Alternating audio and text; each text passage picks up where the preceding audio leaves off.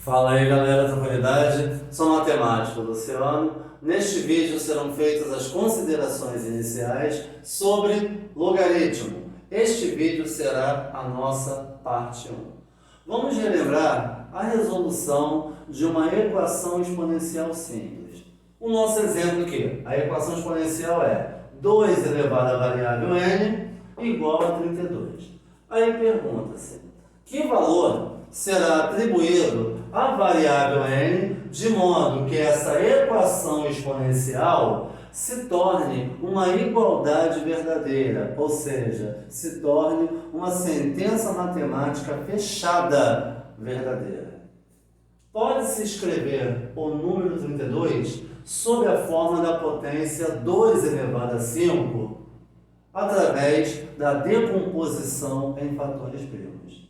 Então, podemos escrever a nossa equação exponencial 2 elevado a n igual a 32 como a equação exponencial equivalente 2 elevado a n igual a 2 elevado a 5. Repare que essa equação exponencial recaiu em uma igualdade de potências na mesma base. E em uma igualdade de potências na mesma base, os valores que se comportam como expoentes, nesse caso aqui, n e 5, obrigatoriamente serão iguais. Então, conclui-se que n é igual a 5.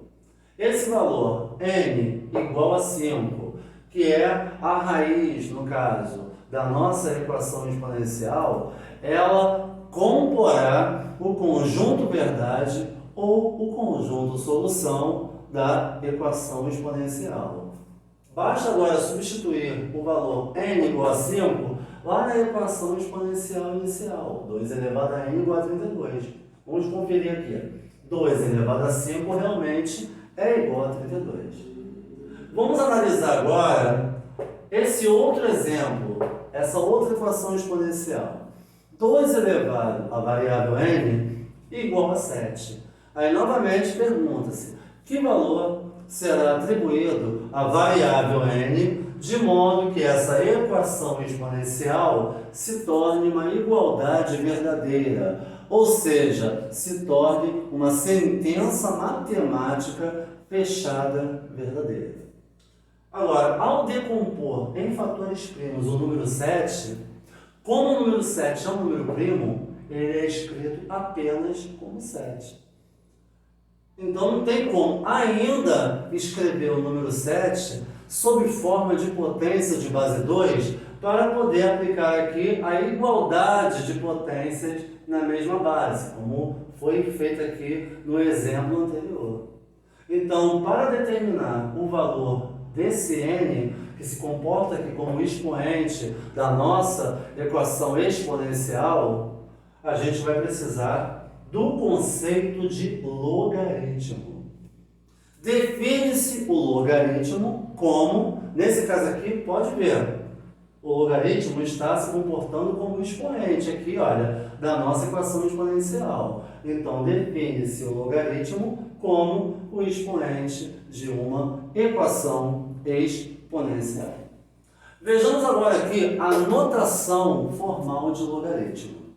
Temos aqui a palavra log para definir o logaritmo. Temos aqui duas letras, que serão números. Essas duas letras, A e B. Repara que a letra A aparece numa posição mais inferior. E repara que o tamanho da letra A é menor que o tamanho da letra B. A letra B aparece numa posição de destaque na mesma linha da palavra log. Esse valor A chama-se base do logaritmo. Esse valor B chama-se logaritmando. A leitura desse logaritmo é log ou logaritmo de base A e logaritmando B. Ou log ou logaritmo na base A e logaritmando B. Agora, na edição do vídeo não tem como dispor a notação de logaritmo com essa forma como está aqui.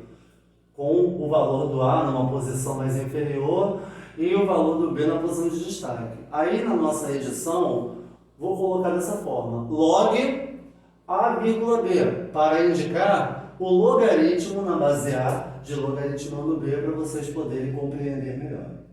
Agora, na hora de fazer o cálculo, o aluno pode perguntar: professor, então, se o senhor pedir o cálculo de um logaritmo de uma determinada base e um determinado logaritmando, vai ter a resposta para qualquer base e qualquer logaritmando?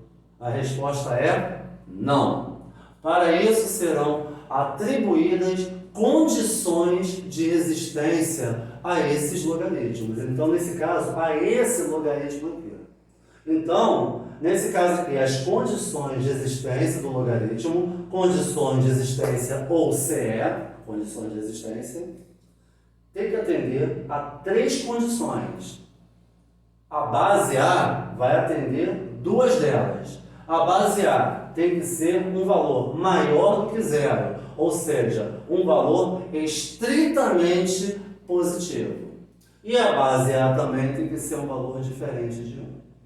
O logaritmando B tem que ser obrigatoriamente um valor maior do que 0, ou seja, um valor estritamente positivo. Agora, tem que atender a essas 3 condições aqui simultaneamente. Na hora de você fazer a verificação da existência de logaritmo, se pelo menos uma dessas condições aqui falhar, o logaritmo, no caso, que está sendo verificado não existe e, consequentemente, não tem como ele ser calculado. Vejamos agora aqui, olha, temos aqui uma tabelinha, colocamos aqui nessa coluna os logaritmos que atendem às 3 condições de existência e nessa outra coluna os logaritmos que não atendem às condições de existência, pelo menos uma delas. Vamos analisar aqui os logaritmos que atendem às condições de existência. Então, primeiro aqui, logaritmo na base 2 e logaritmando 32. Repara a base 2. É um valor positivo diferente de 1. E o logaritmando 32 é um valor positivo. Olha o outro aqui que atende também às condições de existência. Logaritmo na base 4,2 e logaritmando raiz cúbica de 11. Repara a base 4,2. É um valor positivo e diferente de 1. E repara o logaritmando raiz cúbica de 11. É um valor positivo. Olha o outro exemplo também que atende às condições de existência. Logaritmo na base 10 e logaritmando 1.